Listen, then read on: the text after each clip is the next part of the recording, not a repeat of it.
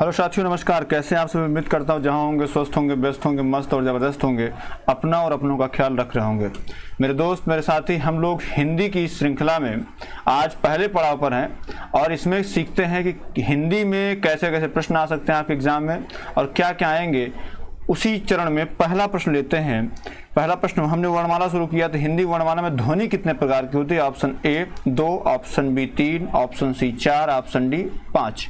पता है भैया, ध्वनि आपको पता है, ध्वनि जो है भाषा की सबसे छोटी इकाई। क्या? भाषा की सबसे छोटी इकाई ध्वनि जो भाषा की सबसे छोटी इकाई होती है। अगर हिंदी में बात करें ध्वनि की, तो ध्वनि दो प्रकार की है। एक तो है स्वर ध्वनि और एक है व्यंजन ध्वनि। बात क्लियर है? एक स्वर और एक व्यंजन, तो इसमें प्रकार कितने? ऑप्शन नंबर ए सही हो जाएगा। बात क्लियर है? चलिए अगला प्रश्न लेते हैं। अगला क्या भी है? मात्रा के आधार पर स्वर कितने प्रकार के होते हैं? ए 2, बी ऑप्शन 3, सी 4, डी 5। मात्रा के आधार, देखिए स्वर का जब बंटवारा होता है तो उत्पत्ति के आधार पर होता है। अगर आपसे कोई प्रश्न पूछता है उत्पत्ति के आधार पर, मैं आपको दो प्रकार बताऊं, उत्पत्ति के आधार पर और दूसरा जो बंटवारा होता है। पहला बंटवारा तो आपका उत्पत्ति के आधार पर हो गया, और जो दूसरा बंटवारा होता है ये होता है कालमान। क्या?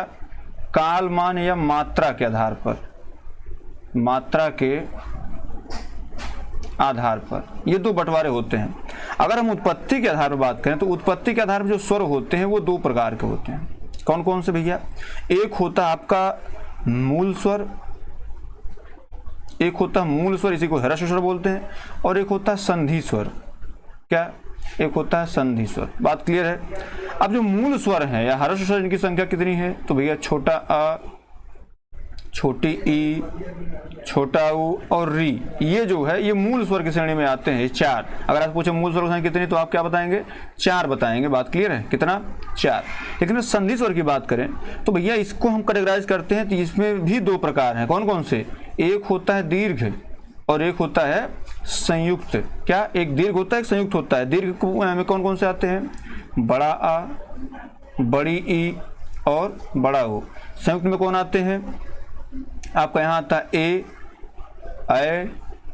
ओ और ओ। ये 4 जो है ये आपके संयुक्त में आते हैं और ये 3 जो है आपके दीर्घ में आते हैं। बात क्लियर है? अब यहाँ पे हमने उत्पत्ति के आधार पर बंटवारा किया। उत्पत्ति के आधार पर अगर पूछता तो कितना बताते? 2 बताते। लेकिन यहाँ क्या पूछा? कालमान के आधार पर। तो भैया कालमान के आधार पर 3 होता। कौन कौन सा? एक होता है ह्रस्व। क्या होता है? एक ह्रस्व होता है, एक दीर्घ होता है और एक होता है प्लुत।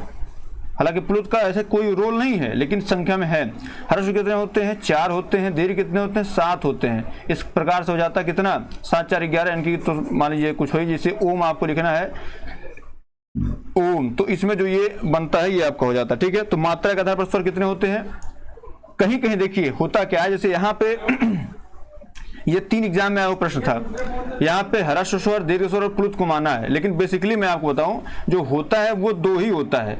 कालमान के आधार पर कौन कौन से? एक ह्रस्व और एक दीर्घ। क्योंकि प्लुत की जो तुलना है या प्लुत की जो बात है वो संस्कृत में कही गई है, हिंदी में इसकी बात कहीं कहीं नहीं गई है। बात क्लियर है? लेकिन अगर आपसे एग्जाम में कभी आएगा तो आप ऑप्शन नंबर बी क्लिक करिएगा, 3। बात क्लियर है? चलिए आगे बढ़ते हैं भैया। लिखा है जिनका उच्चारण स्वतंत्र रूप से होता है, जो व्यंजन के उच्चारण में सहायक होते हैं, उसे क्या कहते हैं? विसर्ग कहते हैं, स्वर कहते हैं, व्यंजन कहते हैं या संज्ञा कहते हैं? बताओ भैया क्या कहते हैं? देखिए अगर इसकी बात हम करें तो भैया जो स्वतंत्र रूप से होता है वही क्या कहलाता है? स्वर कहलाता है। ऐसे स्वरवर्ण जो अन्य व्यंजनों के साथ मिलकर उच्चारण का वो करते हैं तो उन्हें व्यंजन कहते हैं। मतलब व्यंजन का निर्माण जो है स्वर की सहायता से किया जाता है। ठीक है? विसर्ग कौन होता है? तो विसर्ग के लिए ये मात्रा लगाई जाती है। संज्ञा क्या होती है? तो किसी वस्तु, व्यक्ति, स्थान अथवा नाम को संज्ञा कहते हैं। बात क्लियर है? ऑप्शन नंबर सी क्या है इसमें? इसमें ऑप्शन नंबर सी नहीं होगा, ऑप्शन नंबर बी होगा, स्वर। इसको क्या बोलते हैं? स्वतंत्र रूप, जो स्वतंत्र अस्तित्व रखता है क्या कहलाता है? स्वर कहलाता है। ऑप्शन नंबर बी आपका क्या सही है? चलिए आगे बढ़ते हैं भैया। 4 नंबर क्या पूछ रहा भैया? निम्न में दीर्घ स्वर, अभी हमने कैटेगराइज किया ना उत्पत्ति के आधार पर, अभी हमने जस्ट कैटेगराइज किया उत्पत्ति के आधार पर। एक होता है मूल और एक होता है संधि स्वर, और इस संधि स्वर में 2 कैटेगराइजेशन होता है। एक होता है दीर्घ और एक होता है संयुक्त। समझिएगा इसको। दीर्घ में तीन होते हैं, कौन कौन से भाई? छोटा अ और अ मिलेगा, हम बहुत देसी लैंग्वेज में आपको पढ़ा रहे हैं, छोटा अ छोटा मिलेगा बड़ा बनाएगा। फिर अगर आपसे छोटी ई मिलती है तो बड़ी ई बनाएगी, और छोटा ऊ मिलता है तो ये क्या बनाएगा? बड़ा ऊ बनाएगा। तो मतलब बड़ा अ, बड़ी ई और बड़ा ऊ, ये आपके क्या दीर्घ स्वर आते हैं। तो इसमें क्या पूछा? दीर्घ स्वर है, तो भैया बड़ी ई ही तो एक है। ऑप्शन नंबर बी क्या है? राइट है। चलिए आगे बढ़ते हैं। अगर हम बात करें ई की, तो भैया ये देखिए, आप हमने बताया था मूल स्वर क्या होता है? आ ई ऊ और री, यही तो होते हैं। तो भैया ये आपका मूल स्वर है। और इसकी बात करें तो ये आपका संयुक्त और ये भी संयुक्त है। तो ऑप्शन नंबर बी क्या है? सही है। चलिए अगला प्रश्न लेते हैं भैया, पांचवा प्रश्न क्या है? निम्न में अल्प प्राण व्यंजन कौन सा नहीं है पूछा है। नहीं है अल्प प्राण बोले तो देखिए इसका याद करने की ट्रिक हम आपको बता दें। अ ल प, ये होता है ना अल्प प्राण। तो भैया देखिए इसमें जो ला आया है ये दूसरे स्थान, ये आ गया ला ना। अब देखिए अगर आप य र ल लिखे तो ये तीसरे स्थान पे आया है। मतलब जो इसके साथ कॉन्सेप्ट चलेगा वो 1, 3, 5 का कॉन्सेप्ट, 135 का कॉन्सेप्ट होगा अल्प प्राण के लिए। बात क्लियर है। अब अल्प प्राण के साथ साथ मेरे दोस्त मेरे भाई, अगर इसकी बात करें तो अब अल्प प्राण ला है, तो ये जाहिर सी बात है आपका जो अंतस्थ व्यंजन है, य र ल और व, ये ऑटोमेटिक जुड़ जाते हैं। कहाँ पे? अल्प प्राण में। अल्प प्राण में य र ल व ऑटोमेटिक जुड़ जाते हैं, और जैसे ये जुड़ते हैं तो इनके साथ स्वर जो होते हैं वो ऑटोमेटिक आके एडजस्ट हो जाते हैं। बात क्लियर है। तो भैया इसमें क्या है? अब जाहिर सी बात है य र ल व है, तो ये अल्प प्राण कौन सा नहीं है? तो अल्प प्राण तो ये भी है। पूछा 1, 3, 5 क ख ग घ, तीसरे स्थान पे ये भी है। और उसके बाद पूछा च छ ज तो ये भी है। तो स नहीं है। क्यों? महाप्राण में जो है, अगर हम महाप्राण की बात करें, महाप्राण, तो महाप्राण में 2 और 4 लिया जाता है, और इसके साथ जितने ऊष्म संघर्षित जो ऊष्म संघर्षित व्यंजन है, कौन कौन से? स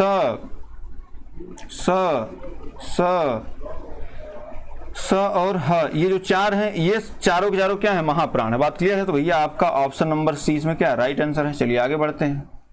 जब हम आपको पढ़ाएंगे तो और अच्छे से बताएंगे, अभी तो हम बस आपको प्रैक्टिस करवा रहे हैं। हिंदी भाषा की कुल वर्ण लिपियां कितनी है भैया? 52 है, 44 है, 32 है, 39 है। देखो भैया अगर हम वर्ण लिपियों की बात करेंगे तो वर्ण लिपि बेसिक, अगर हम देखिए वर्णमाला की बात करें, यहाँ पे वर्णमाला, तो वर्णमाला जो है एक होता है स्वर, समझिएगा, एक होता है स्वर और एक होता है व्यंजन आपका। ठीक है।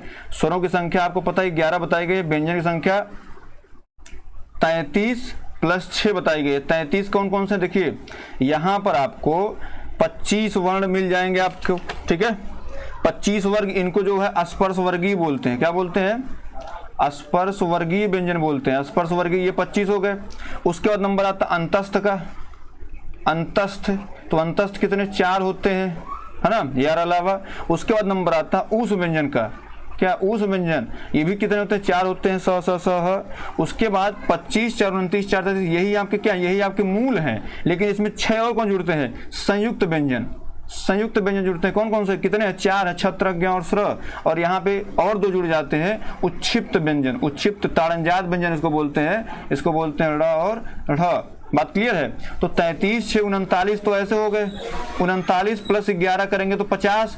और अयोगवाह है, या इसको नपुंसक वर्ण बोलते हैं। अयोगवाह कौन कौन से? अंग और 2, ये तो कितने हो गए? 52 हो गए। ऑप्शन नंबर ए इसमें क्या है? राइट है। 44 कब होगा? पूछ ले आपसे मूल वर्ण लिपियां कितनी है, तो भैया स्वर कितने? 11 और मूल व्यंजन कितने? 33। तो ये मिलके हो जाते हैं कितना? 44। जबकि यहाँ पे क्या पूछा है? कुल पूछा है। तो ऑप्शन नंबर ए आपका सही हो जाएगा, 52 होगा। ठीक है। चलिए 7वें चलते हैं। निम्न में से घोष वर्ण कौन सा है? देखिए ये इसमें पूछने का मतलब है सघोष और अघोष। बात क्लियर है। देखिए अगर हम किसकी बात करें? घोष, घोष से तात्पर्य है सघोष से। क्या? घोष से आपका तात्पर्य है सघोष से। ठीक है। अब सघोष में क्या होता है? सघोष में देखिए यहाँ पे स आया है। बात क्लियर है। स यहाँ पे आया, मतलब ये अगर देखा जाए तो स ये तीसरे स्थान पे आता है ना, तो 3, 4 और 5। बात क्लियर है। 3, 4, 5, 3, 4, 5। तो मतलब अगर जिस वर्ण वर्ग का तीसरा, चौथा, पांचवा वर्ण है तो वो क्या होगा? वो होगा सघोष। लेकिन अगर व्यंजन वर्ण का पहला और दूसरा वर्ण है तो क्या होगा? वो होगा आपका अघोष। बात क्लियर है? तो भैया देख लीजिए च छ ज, ये किस पे आ रहा है? तीसरे पे आ रहा है। ट ये पहले पे आ रहा है। यहाँ क पहले पे आ रहा है। च पहले पे आ रहा है, तीसरे पे नहीं आ रहा, मतलब ऑप्शन नंबर ए आपका सही हो जाएगा। बात क्लियर है? अब पूछा गया है सघोष वर्ण कौन सा है? क्या सघोष वर्ण कौन सा है? अभी हमने बताया कौन सा, 3, 4, 5 और सभी स्वर, और सभी जब स्वर आ गए तो अंतस्थ व्यंजन ऑटोमेटिक आ जाते हैं इसके साथ। अंतस्थ व्यंजन जो है ये ऑटोमेटिक इसके साथ आ जाते हैं। तो भैया देख लीजिए 3 प पहले पे आता है, अब अंतस्थ व्यंजन आया है, मतलब स जो है इसके विरोध में ही रहेगा। तो स तो इसके विरोध में रहेगा तो ये आएगा नहीं। उसके बाद त थ ये भी दूसरे पे आया है, प फ ब ये तीसरे पे आया। ऑप्शन नंबर डी क्या है? सही है। बात क्लियर है? चलिए आगे बढ़ते हैं। 9वां नंबर ऊष्म व्यंजन। ऊष्म या संघर्षी, ऊष्म या इसको बोलते हैं संघर्षी व्यंजन। कौन से है उसमें संघर्षी व्यंजन भैया? इसमें क्या होता है? स स ह। देखिए स ये क्या है? ये ऊष्म या संघर्षी व्यंजन। देख लीजिए कहाँ पे मिल रहा है। स ये आपको ऑप्शन नंबर ए ह। और हा देखिए जो ह शब्द है ना, हा को देखिए सही बताया आपको, तो हा के कई नाम हैं। जैसे हा को काकल्य वर्ण, क्या काकल्य वर्ण भी इसको बोलते हैं। इसको और क्या बोलते हैं? स्वर यंत्रीय वर्ण बोलते हैं। स्वर यंत्रीय वर्ण इसको बोलते हैं। बात क्लियर है? स्वर यंत्रीय वर्ण समझिएगा, ठीक है। इसको ऊष्म या ऊष्म संघर्षी व्यंजन बोलते हैं। इसको महाप्राण भी कहते हैं। हा को क्या बोलते हैं भैया? ये महाप्राण भी है। बात क्लियर है? इसको काकल्य वर्ण बोलते हैं, काकल वर्ण बोलते हैं, ठीक है। अब कंठ वर्ण भी है, ये जो ह है ये आपका कंठ वर्ण भी है। बात क्लियर है? ये कंठ वर्ण भी है। तो भैया आपका ऑप्शन नंबर ए क्या है? सही है। चलिए 10वां नंबर लेते हैं। 10वां नंबर क्या भैया? अंतस्थ और ऊष्म व्यंजन वर्ण कितने हैं? तो भैया अंतस्थ अगर देखा जाए option A 6, option B 7, option C 8, option D 9। अब देखो अंतस्थ कितने होते हैं? तो भैया य र ल और व कितने हो गए? ये 4 हो गए। उसके बाद ऊष्म व्यंजन की बात करें स ह कितने हो गए? 4 हो गए। तो भैया 4 + 4 बराबर कितना? 8। 8 कहाँ ऑप्शन में? ऑप्शन नंबर सी इसका सही आंसर है। चलिए आगे बढ़ते हैं। 11 नंबर क्या बोला है? अर्ध विपरीत स्वर। देखिए अब हम इसको थोड़ा सा आपको एक चार्ट के माध्यम से समझाने का प्रयास करेंगे। अर्ध विपरीत स्वर को इसमें बहुत ज्यादा आपको रटने की आवश्यकता नहीं। जैसे आपसे पूछा जाता है उच्चारण के आधार पर, पूछा जाता है ना, जैसे जिह्वा के आधार पर, जैसे आपसे पूछा जाता है जिह्वा के आधार पर, जिह्वा के आधार पर स्वर, जिह्वा के आधार पर स्वर, ठीक है। अगर हम जिह्वा के आधार पर स्वर की बात करें तो जिह्वा के जो आधार पर स्वर होते हैं वो होते हैं 3। कौन कौन से? एक होता है अग्र स्वर, एक होता है पश्च स्वर और एक होता है मध्य स्वर। बात क्लियर है? फिर अगर हम बात करें कि जिह्वा की ऊंचाई के आधार पर, क्या जिह्वा की ऊंचाई के आधार पर, जिह्वा की ऊंचाई के आधार पर, तो जिह्वा की ऊंचाई के आधार पर बात करें तो यहाँ पे कितने होते हैं? यहाँ पे आपके 4 होते हैं। कौन कौन से? एक होता है समृत, समझिएगा, एक होता है समृत, एक होता है अर्ध समृत, क्या एक होता है अर्ध समृत और एक होता है अर्ध विवृत, क्या अर्ध विवृत होता है। फिर एक और क्या होता है? विवृत होता है। क्या होता है?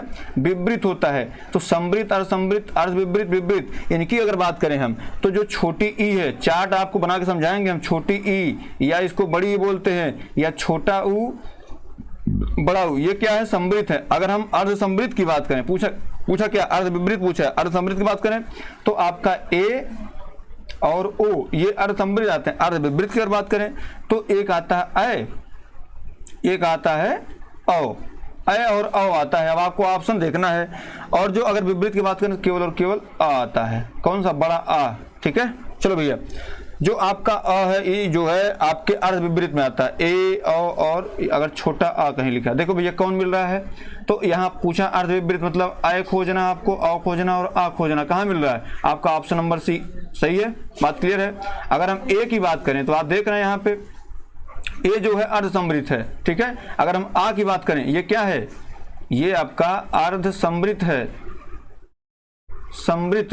और अगर आ की बात करें भैया तो ये क्या है? ये विवृत है, मतलब पूरा मुंह जिसका खुला है। तो भैया ऑप्शन सी आपका क्या सही है। चलिए अगला प्रश्न लेते हैं भैया। जिनकी ध्वनि केवल मुख से निकलती हो, समृत स्वर, वृत्ताकार स्वर, अनुनासिक स्वर, निरनुनासिक। देखो भैया अगर अनुनासिक की बात करें तो नाक और प्लस मुंह, निरनुनासिक बात करें तो केवल मुंह, यहाँ पूछा क्या गया है, ध्वनि केवल मुख से निकले, तो भैया ऑप्शन नंबर डी क्या है, सही है। चलिए ऐसे ही आपको जल्दी जल्दी क्वेश्चन करना है, और क्वेश्चन अब धीरे धीरे नंबर ऑफ क्वेश्चन बढ़ेंगे और शानदार प्रैक्टिस होगी हिंदी की, ठीक है। अघोष वर्ण कौन सा, अभी हमने बात की थी, एक होता है घोष, घोष बोले तो सघोष, ठीक है, और एक होता है अघोष, बात क्लियर है। घोष बोले तो सघोष, सघोष बोले तो 3 4 5, हमने बताया था ना, स तीसरे स्थान पर, 3 4 5 ले लेते हैं, ठीक है, 3 4 5, और अघोष बोले तो 1 और 2। देखो भैया 1 और 2, पहली बात तो स्वर है, तो स्वर तो अघोष अघोष से बटा नहीं, ये तो गलत ऐसे ही हो गया। फिर अगर बात करें स ह की बात करें, देखो अगर हम स ह की बात करते हैं तो देखिए, अगर जितने भी सघोष होते हैं, अगर हम यहाँ सघोष की बात करें, सघोष की बात करें, देखो सघोष समझ लो, सघोष की बात करते हैं तो जाहिर सी बात है 3 4 और 5 पे आएगा, इतना पे आ गया। और जितने सघोष होते हैं वो सभी स्वर होते हैं, सभी सघोष क्या होते हैं, स्वर होते हैं। और जब स्वर आता है तो इसके साथ जो है अंतस्थ व्यंजन ऑटोमेटिक आ जाता है, अंतस्थ व्यंजन। अब देखो भैया इसमें और क्या लिखा है, जो स्वर है, पहली बात तो ये क्या है, ये सघोष हो गया, स्वर सघोष हो गया। उसके बाद च छ ज, ये तीसरे नंबर पे आ रहा है। अगर हम ह की बात करें, अगर केवल ह की बात करें तो इनके साथ ये भी आ जाता है, ह की भी आ जाता है। तो ह क्या है, ह एक सघोष वर्ण है, क्या है, ह एक सघोष वर्ण है, ठीक है, सघोष वर्ण है। और अगर स की बात करें तो स मेरे दोस्त मेरे भाई, जितने ये 3 स हैं, कौन कौन से, छोटा सा, बड़ा सा, ये खष्टी सा, ये पेट फरुआ जिसको बोलते हैं, ये सब क्या है, ये आपके हैं अघोष वर्ण। अघोष वर्ण बोले तो, अघोष वर्ण बोले तो 1 और 2, और उसके साथ ये 3 और आ जाते हैं। तो आप अघोष वर्ण याद कर लीजिए, इसका ऑप्शन नंबर डी जो है ये सही है। 14 नंबर प्रश्न लेते हैं। अनुस्वार किसका कार्य करता है, विसर्ग का, पंचम वर्ण का, स्वर का, या चंद्र बिंदु का। देखिए चंद्र बिंदु ऐसे बनती है ना, पंचम वर्ण ऐसे बनता है, स्वर का तो होगा विसर्ग आपका ऐसे बनता है। अनुस्वार की बात करें मेरे भाई मेरे दोस्त, आपका पंचम वर्ण, ऑप्शन नंबर बी क्या है, सही है। चलिए अगला प्रश्न क्या भैया, 2 व्यंजन जब एक साथ मिलते हैं तो क्या कहलाते हैं, संयुक्त स्वर, महाप्राण, अंतस्थ, या अल्प प्राण। बताओ भैया क्या कहलाते हैं। देखिए अगर हम संयुक्त की बात, संयुक्त 2 व्यंजन मतलब आप देख लीजिए, अगर हम क को मेल कर लें और यहाँ पे स को मेल कर लें तो ये 2 व्यंजन है ना, 2 व्यंजन मिल क्या बनाते हैं, संयुक्त स्वर बनाते हैं। ऑप्शन नंबर ए क्या है, सही है। चलिए आगे बढ़ते हैं, 16 नंबर चलते हैं। निम्नलिखित में से पश्च स्वर कौन सा है। देखिए आप अगर एक बात करें अग्र स्वर और पश्च स्वर की बात करें, जैसे अभी हम बात कर रहे थे अग्र स्वर और पश्च स्वर की, तो अग्र स्वर और पश्च स्वर की बात करने में आपको 2-3 चीजें ध्यान देनी है। जैसे अग्र स्वर होता है, मध्य स्वर होता है और पश्च स्वर। तो मध्य स्वर तो केवल अ होता है, आ कहीं दिख रहा है आपको, इसको आप वो कर दीजिए। पश्च स्वर की बात करें तो इसमें देखिए, और तो स्वर की बात हो रही तो ये सब क्या है, व्यंजन है, तो ऐसे कट गए बच्चा, ये आपका आ तो ही सही है, ठीक है। चलिए 17 नंबर पे, महाप्राण ध्वनियां, महाप्राण ध्वनियां व्यंजन वगैरह में किससे संबंधित है। तो भैया हमने अभी क्या कहा था, अल्प प्राण। अल्प प्राण बोले तो ल कितने स्थान पे, 3, मतलब 1 3 और 5। तो भैया जो महाप्राण ध्वनियां क्या, दूसरा और चौथा, कहाँ पे ऑप्शन, ऑप्शन नंबर ए सही है। चलिए 18 नंबर चलते हैं।